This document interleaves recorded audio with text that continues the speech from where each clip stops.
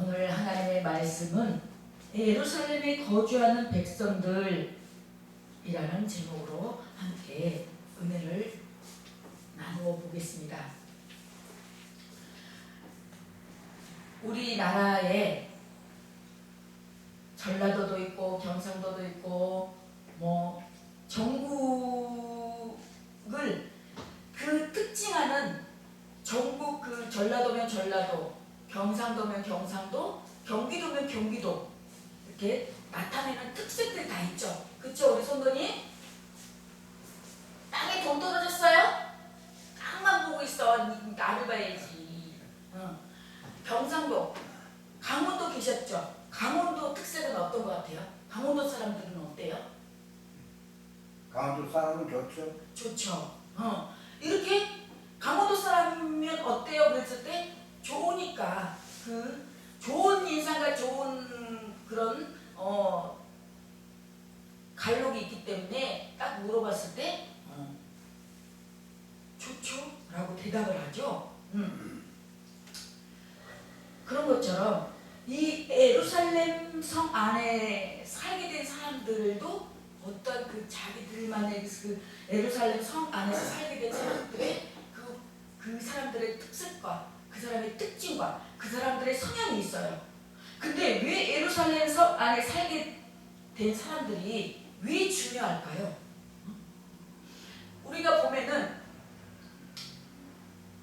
전라도도 보면은 전라도 이 그 시내에 사는 사람이 있고 또 시내에 벗어나서 섬 쪽에 사는 사람들도 있고 그 전라도에서도 또 산 쪽이나 그런 쪽에 사는 사람들도 있어요. 근데 왜 예루살렘도 예루살렘 성 밖에 사는 사람들도 있을 것이고 예루살렘 주변에 변두리에 사는 사람들도 있었을 텐데 왜 예루살렘 성 안에 살게 된 사람들이 왜 중요할까요? 왜 우리가 예수님 안에서 주의 백성들, 주님의 날개 아래, 주님의 그늘 아래 사는 사람들, 우리 크리스천들, 우리 하나님의 백성들이 왜 중요할까요? 그 당시 예루살렘 성의 사람들이 안전하고 편안하게 살 만한 도시가 아니었어요. 그때 당시는 성벽은 무너지고 성문은 불타고 그래서 도적과 강도들이 많았고 짐승들도 많고 풀이 엉성해갖고 그거는 누가 봐도 진짜로 살고 싶지 않을 정도였어요. 아무리 좋은 집도 주인이 안 살면은 관리를 안 하게 되면은 망가지게 돼 있어요. 유리창이 깨지고 물건도 모두 없어집니다. 그 집은 썰렁하고 폐허가 됩니다. 집주인이 관리를 하지 않으면요. 그쵸? 비록 성벽을 재건하고 성문을 다시 세웠지만 아직도 예루살렘 성안은 썰렁하고 강도와 도적이 천벌했을 것입니다. 그 상황을 한번 상상해 보십시오. 누가 거기서 살려고 했겠어요? 아무리 예루살렘 성이라 할지라도 그것을 모두 피하고 싶었을 것입니다. 언제 어느 곳에서 피해를 볼지 모르기 때문에 예전에 우리나라에도 연평도 사건이 있었어요. 그 섬에 사는 사람들이 마음도 마찬가지였을 것이에요. 고향으로 돌아가고 싶지만 언제 또 폭탄이 터져질지 모르기 때문에 불안하고 공포스러웠을 것입니다. 느헤미야와 하나님의 종들은 힘을 합쳐서 성벽을 건축했어요. 성벽을 건축하고 나니까 일단 인간의 심리가 누구나 큰 일을 치르고 나면은 내가 해냈다는 그 안도감도 있고 허전함도 느꼈을 것이고 또 이제는 그 긴장감이 풀어지니까 아픈 사람도 있었을 것이고 저도 이렇게 막 연합성회를 집안에 하고 오면요 긴장이 풀어져서 오면은 며칠은 정말 알아요. 근데 왜 허전할까요? 그것은 말씀에 대한 갈급함 때문입니다. 말씀을 통해 우리는 삶을 돌아봐야 돼요. 누구를 통해서 인간을 통해서 볼 수도 있어야 되지만 그 인간 속에서도 하나님의 말씀이 입각이 돼야지만이 그 사람에 대한 판단과 정죄가 안 들어와요. 이스라엘 백성들이 모두 고향으로 집으로 돌아갔지만 어쩔 줄 몰랐어요. 집을 지을 때는 집 짓는 게 목적이었는데 집을 다 짓고 나니까 성벽을 고치고 나니까 마음이 갈급했던 거예요. 그래서 학사 에스라를 불러서 하나님의 말씀을 읽었고 학사 에스라가 설교를 한 것은 아니에요. 그냥 말씀을 읽은 것이었어요. 이스라엘 백성들 말씀을 듣다 보니까 마치 거울을 보듯이 자기 자신을 보는 것 같았습니다. 진짜를 보니까 자기 내면에 있는 가짜가 보인 것이죠. 내 안에 또 다른 나를 보게 된 것이에요. 이스라엘 백성들은 말씀을 듣는 순간 내가 잘못 살아왔구나. 내가 변명하며 살아왔구나. 내가 위선적으로 살아왔구나 라는 생각을 하게 되었습니다. 그 생각을 하는 순간 이 사람들은 마음 가운데 찔림을 받고 하나님의 말씀 앞에서 통곡하며 울었습니다. 이 찔림이라는 것은 굉장히 중요한 거예요. 찔리지 않으면요, 양심의 가책을 느끼지 못한 사람은요, 자기가 잘못을 했어도 그 잘못이 잘못인지 모르고요, 자기 잘났다고 해요. 자기가 잘했다고 그렇게 책임을 회피하고 정가하고 그냥 잘못을 인정하고 잘못했다고 하면은 모든 것이 아름답게 그것들이 마무리가 될 텐데, 해결될 텐데, 그 알량한 자존심 때문에. 제가 엊그저께도 우리 뭐 하다가 중도 팀하고 이렇게 좀 마찰이 일어났어요.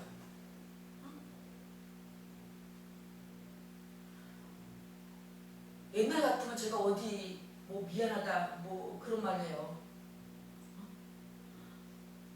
해도 바로 그분도 먼저 사과를 하고 사과를 했으니까 저도 바로 아닙니다. 제가 죄송합니다. 그래서 또 바로 풀어져서 또 전도하러 가고 전도하고 오고 그래서 더 그전보다 더 좋은 관계로 이렇게 성숙해졌단 말이십니다.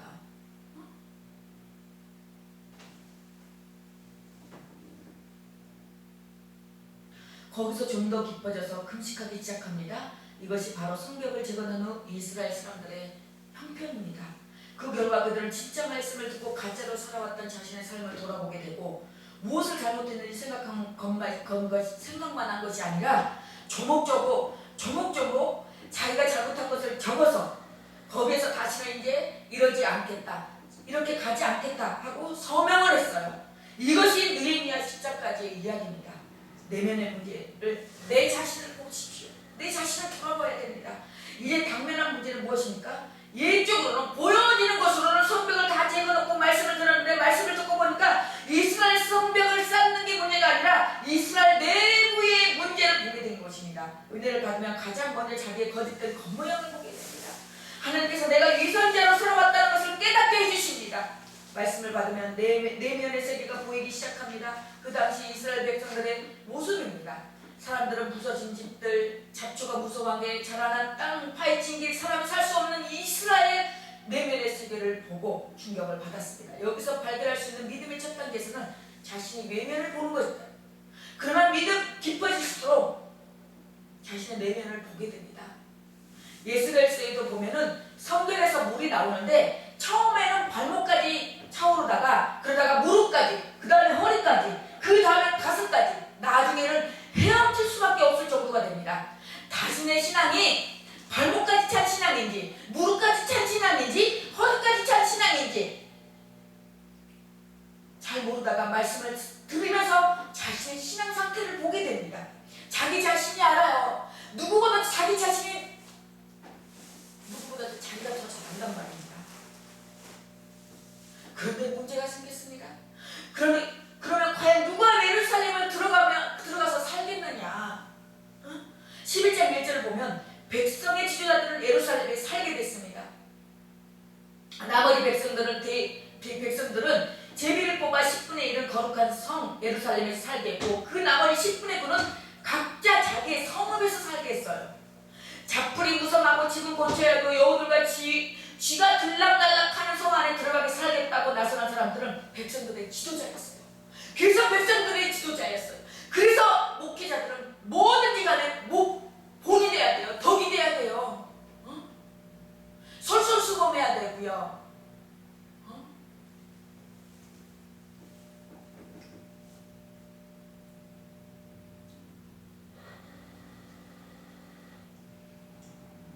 사랑하는 성도 성도 여러분, 시청자 여러분, 지도자가 모범을 보이면 백성들은 기쁘게 따라갑니다.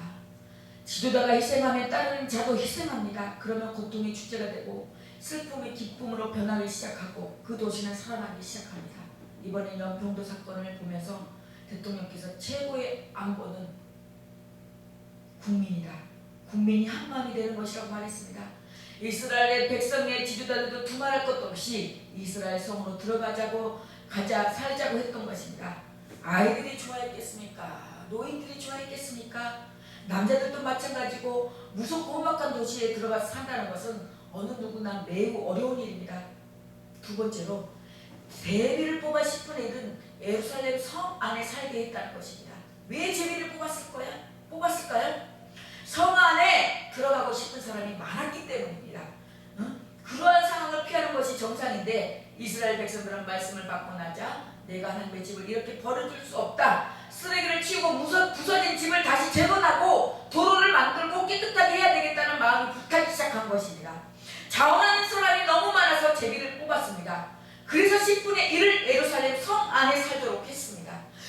여기 이 자원하는 모습, 우리는 뭐든지 자원하는 마음으로 해야 돼요. 억지로 누가 시켜서 떠밀듯이 하는 것이 아니라 자원하는 마음으로. 하나님은 자원하는 마음을 기뻐 받으신다고 했어요. 모든 것이 자원하는 마음으로. 헌금도,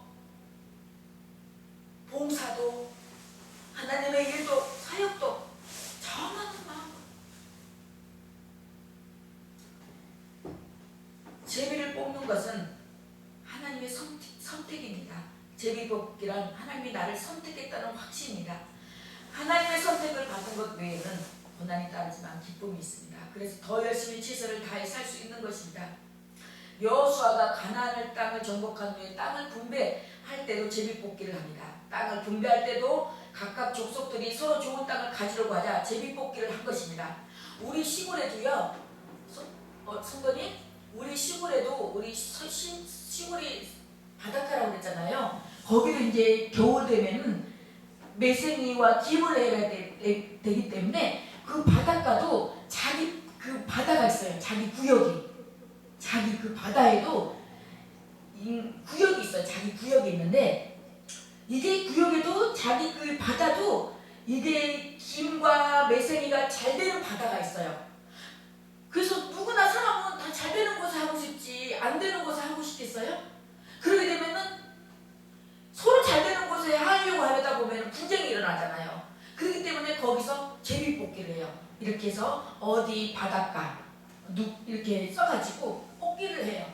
제비 뽑기. 그래가지고 거기는 이제 우리는 이제 요즘은 종이에 쪽지 써가지고 이렇게 이제 종이 하나를 집어서 집으면 그게 자기가 이제 택한 건데 거기는 이제 그 대나무 있잖아요. 대나무에다가 빨간 천, 노란 천 이렇게 천을 이렇게 매달아요. 매달아서 거기서 이제 뽑기를 하라고 그래요. 그 천을 이제 집으라고 그래요.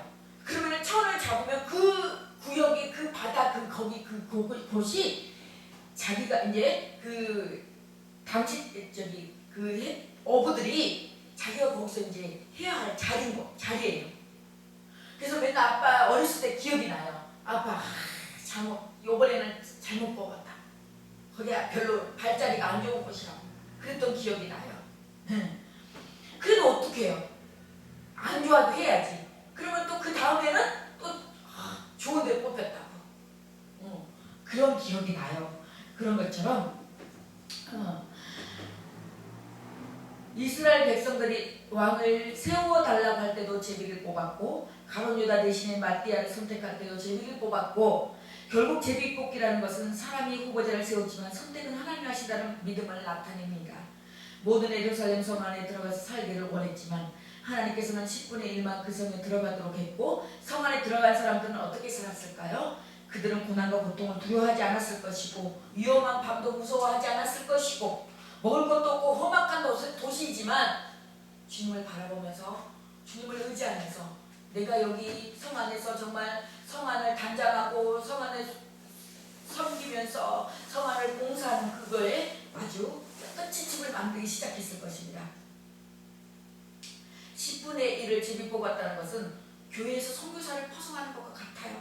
또한 교회에서 일할 재직을 뽑는 것 같아요.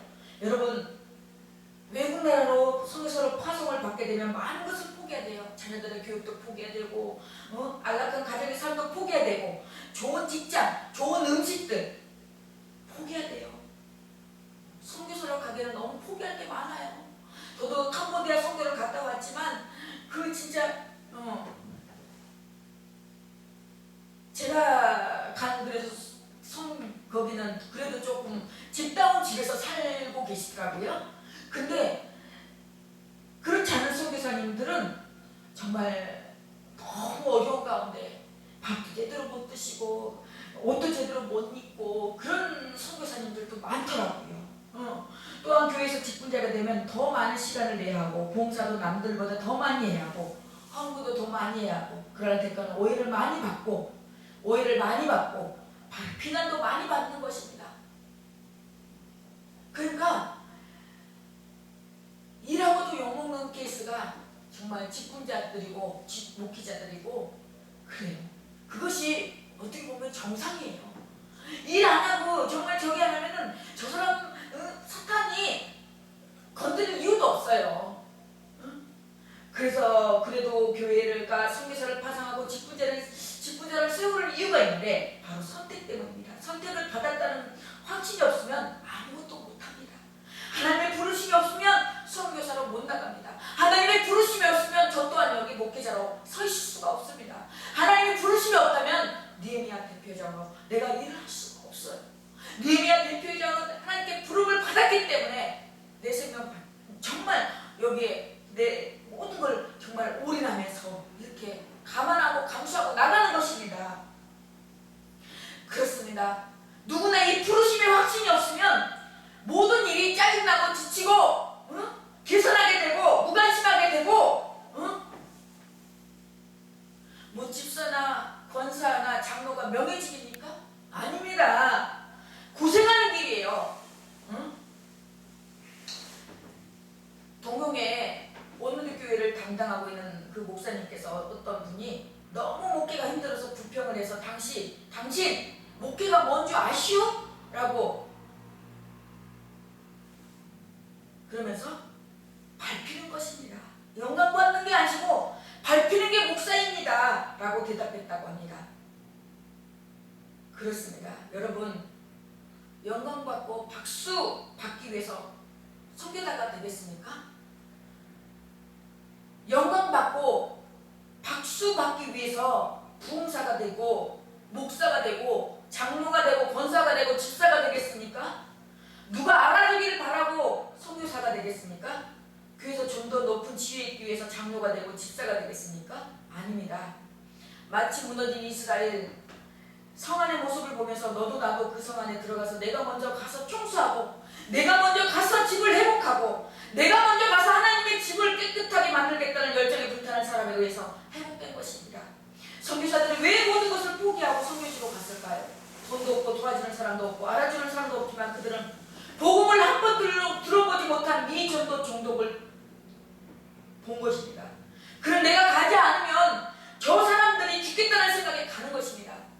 그렇습니다. 사랑하는 성도 여러분, 내가 가지 않으면 내가 말씀을 전하지 않으면 마음이 불붙는 것 같아. 그 심정으로 내가 말씀을 내 가족의 복음을 전하지 않으면 내 가족이 내 자녀가 내 손주가 저 지옥에 간다는 그것을 염두에 두고 정말 허투루 예사롭게 대수롭게 생각하지 마시길 바랍니다.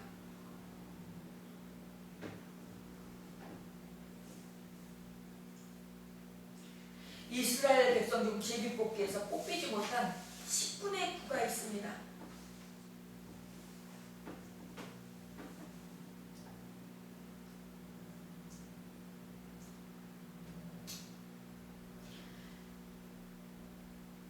그 사람들은 예루살렘에 못 살고 성 밖에서 살았습니다. 성 밖에서 어떻게 살았을까요? 11장 2절에 또 모든 백성들은 예루살렘에 살기로 전하는 사람들을 축복해 주었습니다. 그들은 비록 예루살렘 성 안에 들어가서 청소도 못하고 집도 못 짓고 예루살렘 성전을 복구하는 일에 참여하지 못했지만 성 밖에서 살면서 성 안에서 고생하는 사람들을 축복해 주었습니다. 그렇습니다. 우리는 이 성 안에, 주님 안에, 예수님 품 안에 사는 것을 우리는 감사하게 돼야 돼요. 감사하게 생각해야 됩니다. 간지덕지하게 생각해야 됩니다. 우리가 예루살렘 성 안에서 할 일이, 그 사람들이 집도 짓고 도로도 내야 되고 풀도 뽑아야 되고 정말 이런저런 일 때문에, 고단한 일 때문에 많지만, 힘들지만, 그래도 우리는 성 밖에 있는 사람들, 예수님을 모르는 사람들, 그 사람들을 축복해 주면서 그 사람들을 주님의 안으로, 주님의 품으로 인도해야 될 줄로 믿습니다.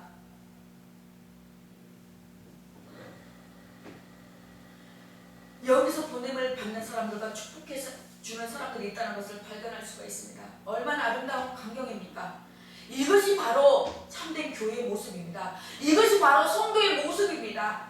교회는 아름답습니다. 교회는 감격있고 교회는 눈물이 있습니다. 교회 오면 이런 것들을 경험합니다. 하나님의 말씀을 듣고 하나님의 만지심을 경험하고 하나님의 음성을 듣고 마음이 회복됩니다. 내가 비록 제비뽑기에서 뽑히지 못했다고 할지라도 제비 뽑힌 사람을 축복하고 뒤에서 기도해주고 응원해주는 것이 우리의 임무입니다. 우리가 사는 이유는 사나 죽으나 복음 전하는 거예요. 7장 4절에 그 성은 크고 넓은데 성 안에 사는 사람들은 얼마 없고 제대로 지은 집들도 아직 얼마 없었습니다. 그 당시 예루살렘 성 안은 형편없었다는 거예요. 누구든지 깨끗한 도시를 가고 싶지 않았겠습니까? 누구든지 안전한 도시를 가고 싶지 않았겠습니까? 그런데 이스라엘 백성들은 하나님의 성경만 중요한 게 아니라 성경과 그 도시가 중요하다는 것을 알고 서로 자원해서 거기 가서 살았습니다.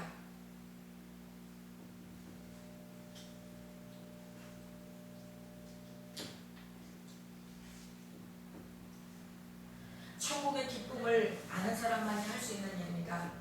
뭐가요? 순종이요. 하나님의 말씀 앞에 회개한 사람만이 그 세계를 볼 수 있는 것입니다. 얼마나 할 일이 많았겠습니까? 피어든 도시, 자풀이 무성한 도시, 습격당한 도시, 남아있는 것이라고는 아무것도 없는 도시, 사람도 없는 도시에 그들이 가서 그 도시를 살려놓는 것입니다. 한 번도 예수님의 이름을 들어보지 못한 원주민들 속에 들어가서 죽음을 각오하고 복음을 전하는 사람도 있습니다. 브라질의 유명한 이야기가 있습니다. 휘튼 대학을 졸업한 매우 똑똑한 청년들이 결혼하자마자 5가족이 9가족을 전도하기에 그 땅을 밟았습니다. 그런데 이 9가족들은 외국 사람들을 만나면 그냥 죽였습니다. 거기 동족이 아니면 그냥 죽여버린대요. 5명 모두 내과에서 원주민들에게 피살당했어요. 그래서 미국 군인들이 들어가서 시체를 찾았고, 그런데 남편을 잃은 부인 중 몇 사람이 다시 9가족에게 갔습니다. 9가족들은 너희 남편을 우리가 죽였는데 왜 또 왔냐고 물었을 때 순교한 선교사님들의 부인들이 예수를 전하러 왔다고 대답했습니다. 그래서 원주민들이 감동해서 마을 전체가 모두 예수를 믿게 되었다는 실화입니다. 여러분, 이게 바로 우리가 할 일입니다. 이것이 바로 우리가 사는 이유예요. 이 세상 전부는 아니지만 역사의 끝이 곧 옵니다. 주님 다시 오십니다. 주님 오실 날 멀지 않았습니다. 그래도 우리가 사는 세상을 깨끗하고 행복하고 아름다운 도시로 만들어야 되지 않겠습니까? 죽어가는 영혼들이 예수 믿고 구원받게 만들어야 되지 않겠습니까? 니에미야 11장에서는 이렇게 예루살렘 성 안팎에 사는 사람들이 명단에 나오는데 11장 3절부터 9절까지는 지도자들의 이름이 기록되어 있고 10절에서 14절까지는 레위 자손의 이름이 기록되어 있고 19절에서 24절까지는 성문지기 이름이 기록되어 있고 그리고 25절에서 36절까지는 성 밖에 살게 된 사람들의 이름이 기록되어 있습니다. 성 안에서 살든지 성 밖에서 살든지 모두 하나님 나라의 일을 참여했다는 의미예요. 성벽은 이미 세워졌고 성 안의 도로를 다시 건설하고 건물도 다시 지어졌습니다. 이스라엘 백성들의 성생활이 얼마나 고단했겠습니까? 여기서 우리는 하나님의 백성들의 열정과 헌신을 볼 수 있습니다. 그것이 바로 교회의 모습입니다. 우리 성도님, 이렇게 내가 온 것이 무슨 저기가 됐겠냐? 우리 하나님은 우리 성도님 이렇게 이 자리에 앉아있는 것만도 하나님 기뻐하시고 대견해 하시고 얼마나 흐뭇해 하시는지 몰라요. 그래서 자긍심과 가지고 나는 하나님의 백성이고 하나님의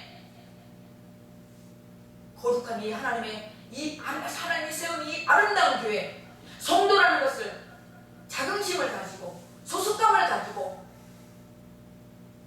정말로 이 신앙생활을 아름답게 잘 하시다가 하나님 나라 갔을 때 정말로 하나님께 칭찬받는 우리 귀한 성도님 되기를 소망하며 그렇게 또 되기를 또 저도 옆에서 늘 기도하면서 목자로서 때로는